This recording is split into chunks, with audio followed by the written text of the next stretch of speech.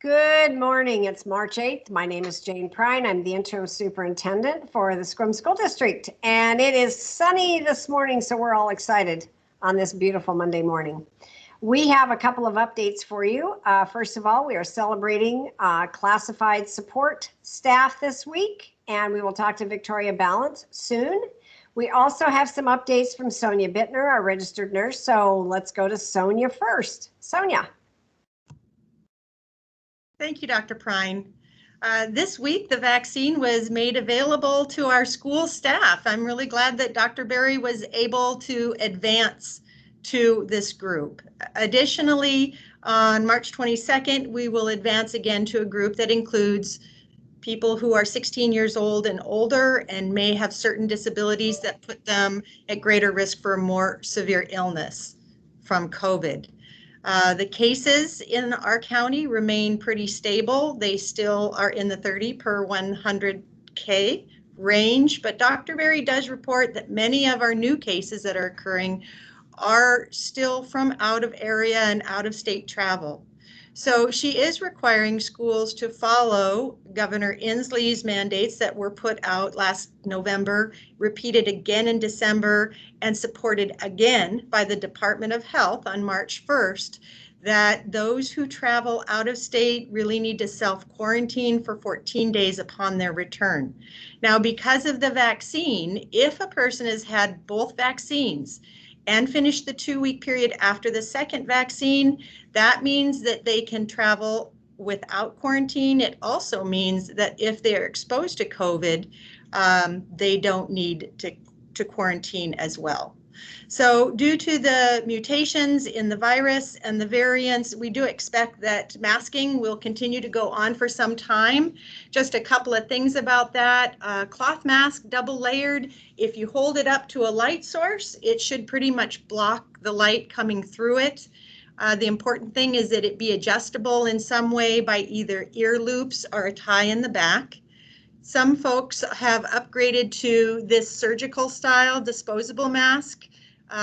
It's really great if you know that they're going to get wet, like you're breathing heavily in them or dirty. They can be thrown out, but often, and I'm going to put it on here to demonstrate, they're a little loose on the edges. And the CDC is now saying that should a person choose to double mask or to improve the fit of their mask and therefore its effectiveness, to first use the surgical mask and cover it with a cloth mask, which certainly holds it a little more snug to the face. They do not, however, recommend using 2 surgical style masks. That does not benefit the effectiveness of it. So thank you very much, Dr. Prine. Thank you. And I just need to tell people, over the weekend, I received an email from one source and a phone call from another source that the Port Angeles vaccination site had 300 openings on Sunday. So I sent out an email to all staff in case people were interested in making an appointment to go get their vaccine. So I hope people were able to take advantage of that. So thank you very much, Sonia. And next we have Victoria Ballant, our Human Resources Director, who's going to talk about the celebration with our classified support staff. Thank you, Dr. Prine. And I just want to say thank you, Sonia. I was reflecting on what a different conversation we're having this year than we were, this week last year. What a difference, a year makes. So we have a lot of reason to have some hope and optimism, and that's wonderful. And another reason to have hope and optimism is our excellent educational support professionals.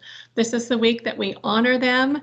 And these are the folks who clean our schools, our custodians, they drive our buses, they take our students to and from school. There are secretaries or the folks who are in the district office who are working behind the scenes to make things happen, our tech team. We are so grateful for them, and this is the week where we get to celebrate those folks and say thank you for all that you do to make school happen for our students every day. Thank you, Victoria. And the board also thanked the support staff last week with a resolution at the board meeting. So we are very grateful for all the work that you do.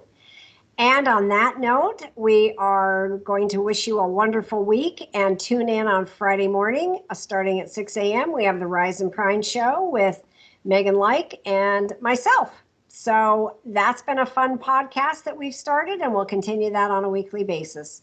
So on that note, we want to wish you a wonderful week, and we'll see you all back here on the Ides of March next week. Thank you.